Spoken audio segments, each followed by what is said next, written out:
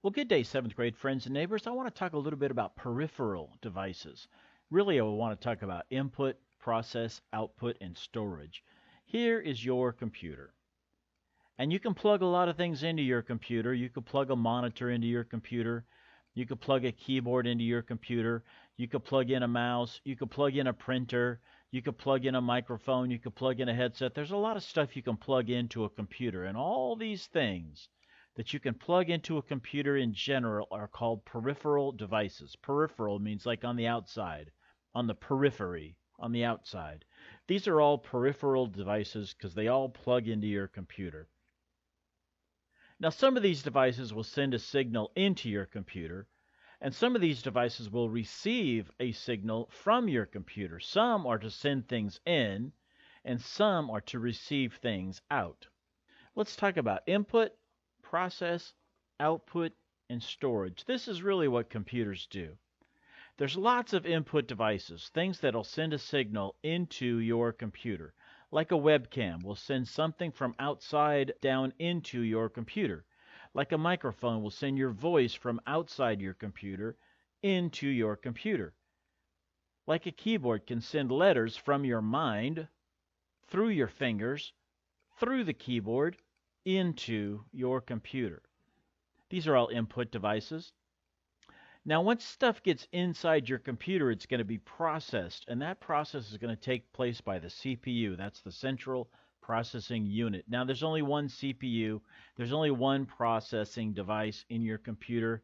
That's the central processing unit. It's just a little square thing, and this is really the brains of your computer.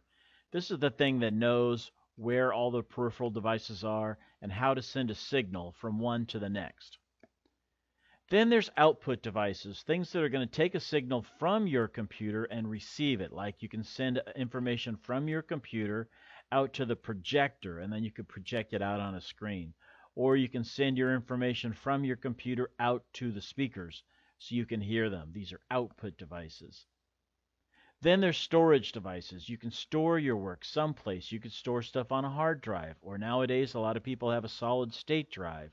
You can save your work on a flash drive or on an SD card. You can even burn your stuff onto an optical disc, and things stay in RAM, at least temporarily stored while they're on the screen.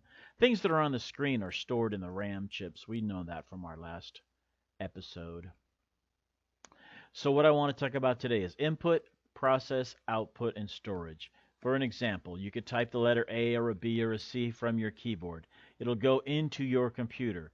It'll get processed by the CPU that recognizes, oh, somebody just pressed a letter on the keyboard. That needs to go to the monitor.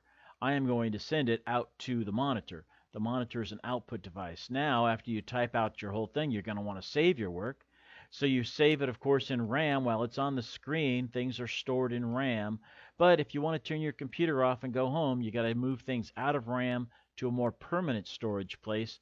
You're probably going to move it out to your hard drive. Input, process, output, storage. That's what computers do. I hope today we learned a little bit about input, process, output, and storage. Well, that's about all there is to it.